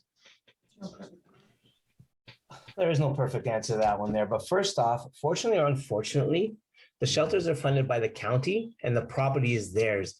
They serve a purpose and we can't compel them to move. However, we can ask them to offer services like toilets and day programming rather than dumping their guests onto our downtown core. There is no perfect location for homeless shelter. And ideally, all our homeless residents would be in affordable housing. A shelter should be located in and around accessible resources, from employment centers to food. Thanks. Okay, thanks, Frank. Next we go to Matthew. What is your stance on the guest shelter being situated behind the library and essentially in downtown Midland? We need to have the shelter close to supports, which means often in downtown areas for this population. But we also need to ensure that the public's health and safety is considered. Moving it farther away just moves the current issues to another area. We have a homelessness, drug addiction, and mental health crisis in Midland. We need to ensure that the support system for this population is current and up to date. We can't have holes in the system, so the population relapses and has to start again. If crime rates are increasing, we need to meet this with more enforcement. The solution isn't moving the shelter, it's ensuring our supports are readily accessible. All right, thanks, Matthew. Next, we go to Roberta. What is your stance on the guest shelter being situated behind the library and essentially in downtown Midland? Yes, thank you. The guest shelter, it's been years since it came on board, and it does mitigate some of the homelessness, but there's not enough beds in that shelter. And it's not, I'm not sure how many beds they have, but I did a tour inside when they first opened, and it's not very big. And it should remain open 24 hours. Although I'm not sure if I think they're locked out during the day. So that's often, if you go parking behind the library, you see people lining up, they're all sitting on, whatever, either on the pavement or something. So they should have programs as well to offer the individuals. It's terrible, and we really have to try to do better. Thank you. Thanks, Roberta. Now it's Jamie Lee. What is your stance on the guest shelter being situated behind the library and essentially in downtown Midland?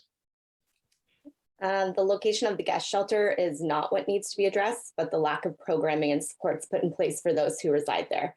We need better job training and development programs, affordable housing like tiny homes that Bradford has started to pilot on, mental health supports, police presence in the downtown, a place or program for them to go during the day, which was touched on. The county of Simcoe runs it, yes. The list for subsidized housing, though, is 15 plus years long, and we need to offer local supports as well. We as a community should be coming together to address the core issues and solutions, because those don't just go away with a location change. Great, thank you. Next, go to Glenn. What is your stance on the guest shelter being situated behind the library and essentially in downtown Midland? When the guest shelter first came up as an issue, 8 years ago, when the zoning bylaws were changed in order to accommodate it, I spoke against it then. I did so for a very specific reason. The downtown core, downtown business commercial district, is a rather fragile thing. All of our little businesses support each other. Not one of us are strong enough to be a single attractor. We need each other to attract enough people downtown, and then we literally share the people among us. When you bring in services and businesses and other things that don't fit that model, you are weakening your entire downtown core. And that's why I opposed it in the first place. However, they are there. They're not moving. They've got the zoning. So we have to find a way to deal with the issues that it creates.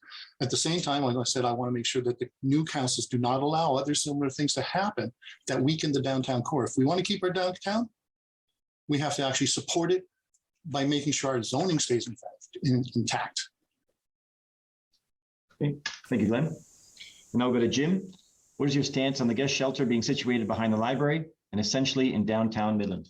Thank you, Peter. The guest house is a needed part of our community. The issues and concerns addressed by local businesses and community members may be more of a discussion than the location. An ad hoc committee working with professionals, business, and BIA could address these concerns and find solutions. During my term as mayor, we formed what we called an SOS team that helped out at street level to alleviate some of the problems. It was very successful. I would like to see this council consider this approach again. Hey, thank you, Jim. And finally, we'll go to Sheldon. What is your stance on the guest shelter being situated behind the library and essentially in downtown Midland? The gas shelter is a fact. Honestly, I would love to see it relocated to one of our empty factories. I do respect and value the volunteer work and giving back to those in need. And I am aware not all guest shelter folks are harassing people downtown. However, that is an ongoing issue. I think downtown merchants and area residents need to report any sort of issues right away to our local OPP so they can start profiling the situations and the people that are becoming a nuisance. I believe there's a program through EIA that should be advertised, which provides street cameras for free to local merchants. I will be doing more research regarding this opportunity. The guest house needs to be accountable and take responsibility for the guests in the shelter and their behaviors in our community. The County of Simcoe should also be overseeing daily operations. I will lobby for that. We need to find a way to provide affordable housing for the people that genuinely need it. There are families staying in these shelters that are overrun with addicts that genuinely need help. Great, thanks, Sheldon. And thank you. That concludes the questions portion of the meeting. It's now time for the concluding statements from our candidates. You each get 1 minute for this, and we're going to start with Ben. Thank you. Just in summation, I'd like to say that Midland is a great community. Recently, Maclean's magazine had ranked Midland out of all of Canada in the top 100 places, great places to live. So it's a lot of things to celebrate and be proud of.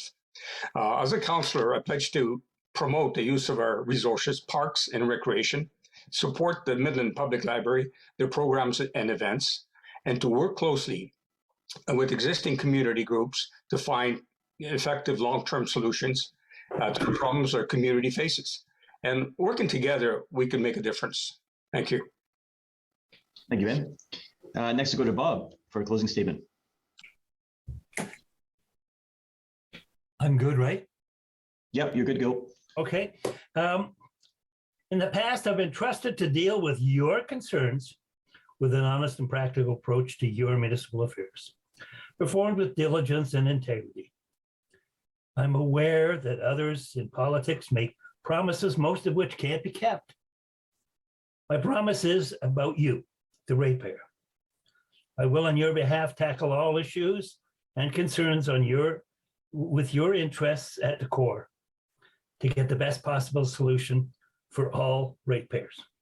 I've been married to Sherry Jane for 45 years. We have 4 adult children, 7 grandchildren. My family values honest and down-to-earth practical approach are my trademarks. Please, between October 11th and 24th, vote to elect Bob Jeffrey as your counselor. Remember, you can get assistance to cast your vote at Town Hall any voting day during business hours in the council chambers. Thanks. Thank you, Bob. Next, go to Catherine for a closing statement. Thank you. I openly thank the Georgian Bay Chamber of Commerce for hosting this candidate meeting and gathering these thought-provocative questions. I've learned a lot when forming my replies. Campaigning is essentially a long and public job interview for a position that offers a lot of work and sometimes little thanks. Knowing this, I'm still spending countless hours to be elected as on Midland Town Council. As councillor of the town of Midland, I will respectfully serve with purpose, devotions, and truthfulness. I'm asking for your support. As you know, every election is determined by the people who vote. So please exercise your right and be rewarded by electing Catherine Mcdonald, Councillor, Town of Midland. Thank you. Thanks, Catherine. And next we go to Eric for his closing statement. I want to thank all the other candidates, wish them all luck going ahead on the election. The only thing I can promise by myself is I'll listen to everyone's concerns, and hopefully if I'm elected to council, I'll bring their concerns to council, and between the people of Midland and Howie Major, we can make Midland better one day at a time. Thanks. Thanks, Eric. And now to Carol. Thank you again. I hope that I can continue work before us while getting to know a new council. I remember how overwhelming those first meetings were. So if elected again, I promise to get to know everyone and be supportive and look forward to unique insights and passions. I learned loads, and being new, had to get used to processes, and then whammo, COVID. And we all had to do things differently. So I'm flexible and can learn. I'm sorry for those who felt disengaged and unheard. I pledge to actively listen, be fiscally responsible, support families in all ages and stages. I also want it known that LGBTQF1+ are safe with me. I will happily and with respect work with whomever you vote for, knowing that you exercised your right and made a choice. Any questions, please feel free to text or call me at 705-209-7971 or email McGinn Carol with an E and ANN @gmail.com. Thank you very much. Best wishes to everyone, and thanks for watching. Thanks, Carol. Next, go to Bill for a closing statement. In closing, what matters to me: value for your tax dollar and fiscal responsibility, effective community engagement and full disclosure on Midland Bay Landing, revisiting KPMG report for community savings, exploring environment initiative of UNESCO Geopark, safe and prosperous downtown for all, including tourists, business owners, and staff, solutions for affordable housing and homelessness, supporting recreation investments for all ages, a common sense approach to leadership decision-making, including transparency, public engagement, and approachability. And again, I'm asking for your vote so that I can continue to support Midland in the way it deserves. Vote Meredith for Midland on October 11th through 24th. Thank you very much, and good luck to all. Thank you, Bill. Next, we go to Beth. Thank you. I can tell you what a lot of you already know. I'm honest, I'm approachable, I listen, and I care about Midland residents. I had the last 4 years on council behind me to show that. I come with no false promises. I come with proof that I listen, and I'll always do my best for you. All Midland residents matter to me. I feel honored to have had the last 4 years serving you, and I look forward to 4 more. Re-elect Beth Prost.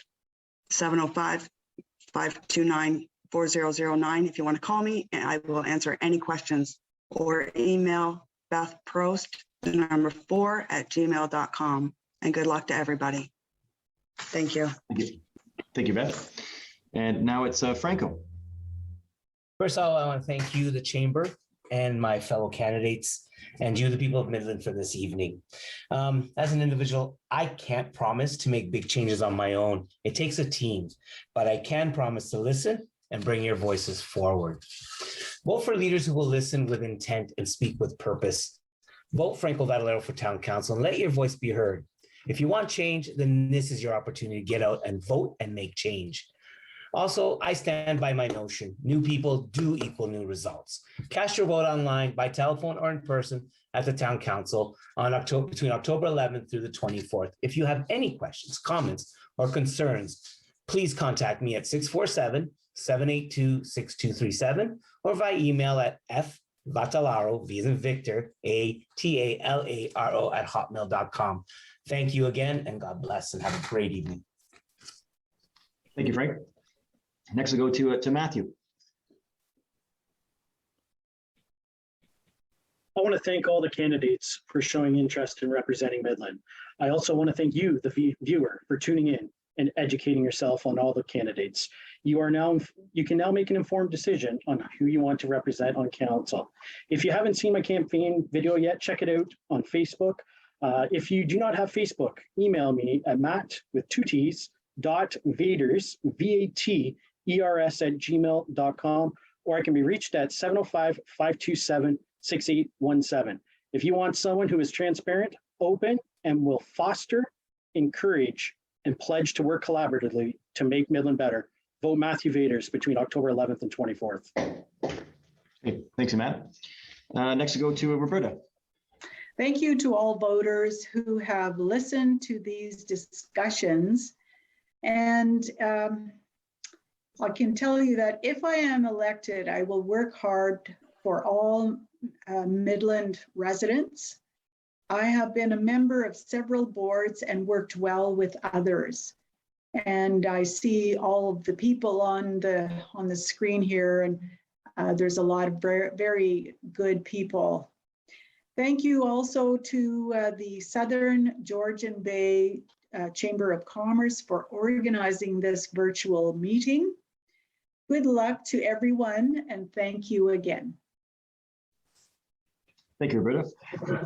And now we'll go to Jamie Lee for a closing statement. I want to thank everyone for their time. I encourage anyone to reach out to me with questions or concerns at any time.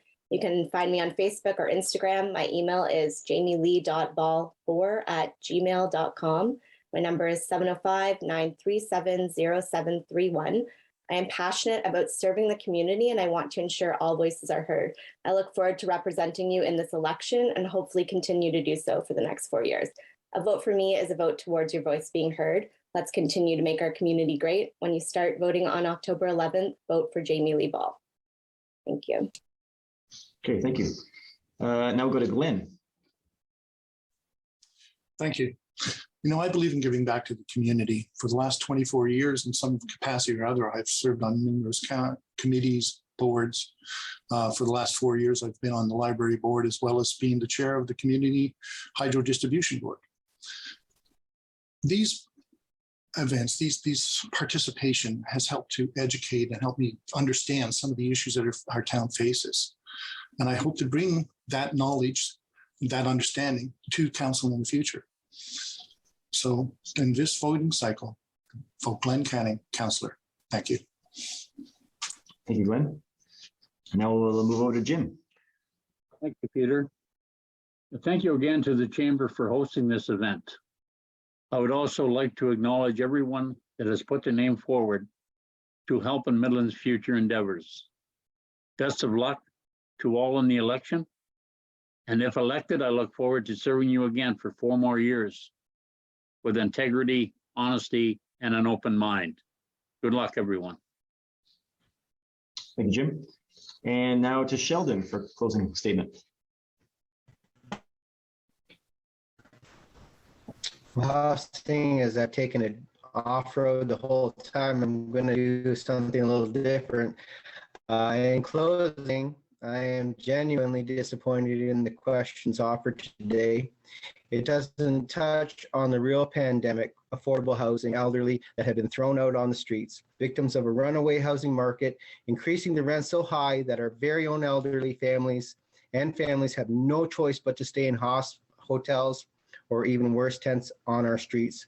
To no fault of their own, these families are losing hope to provide a future for their families in Midland. Elderly are sitting alone in rundown hotels with no hope of ever affording a simple house or even an apartment. Even if they could afford it, there's none available. This isn't a tomorrow problem, it's a today problem, and we have to attend to it. We need to find investors to help build affordable housing immediately. We need to get shovels in the dirt. We need to approach our provincial and federal government and the County of Simcoe to show the unique situation Midland has. If we build affording houses, we can help lift out struggling residents to get back on their feet. So I'm asking you to vote Sheldon East so that I can get started and help our community. Great. Thanks, Sheldon. And last but not least, Tom. Okay, if you're watching out there via computer or TV, have your phone ready with your camera open. It may come inconvenient later on in my closing remarks. Starting on October 11th, you have an opportunity to make the most impact in your town by exercising your right to vote. Today, you've heard responses from all candidates on issues. Unfortunately, like Sheldon has mentioned, they're not all the issues. I pledge with you and I plead with you to go out there, continue to get informed and educated on all the candidates' platforms, on all their issues. Go to their website. Here's my email here. Okay, tgardy at tgardy@protonmail.com. I know you can't read that right now, but tgardy@protonmail.com. Also, here is a QRD, but I tried this earlier today. It worked. It's not working right now. You can't see that QRD. I can clearly see that. Anyways, I'm on Facebook, Tom Gardinski. Don't forget the Z, GARDZINSKI. Please visit my website, see all the other issues that I'm speaking about. Please don't hesitate to reach out. Thank you so much for tuning in. Elect Tom Garzinski for authentic, thoughtful leadership. Thank you. Great. Thank you, Tom. And thank you to everybody. That concludes our evening. I'd like to thank the candidates for attending tonight. Absolutely. And for those tuning in this evening. It proves your political involvement that is so important in our communities. Also, I'd like to ask those watching, and I say this after all candidates meetings, that in the following days before the election to talk to people who are not listening tonight and who are not here. Ask them to vote and tell them to vote no matter what side of the fence they're on. What's important is that they exercise their right to vote, and it's best in our community as well. I'd like to thank Kathy at the Chamber, certainly with all her efforts of putting this all together. And of course, the Chamber would like to thank the candidates, again, their teams, their volunteers who have committed time, dedicated so much work in their campaigns. So thank you. This concludes the evening's forum, and thank you for tuning in, and all have a good night. Appreciate it.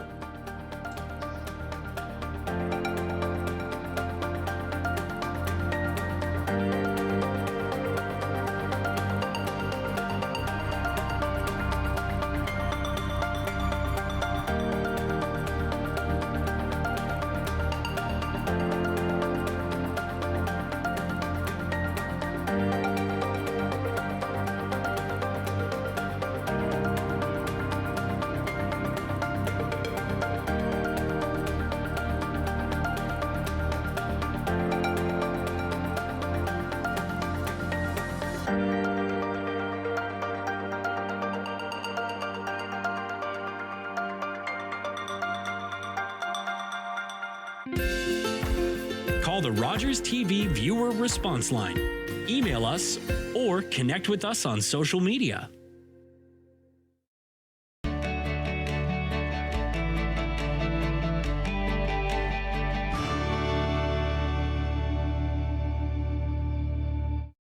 Hello, I'm Liz Dowdsville, Lieutenant Governor of Ontario.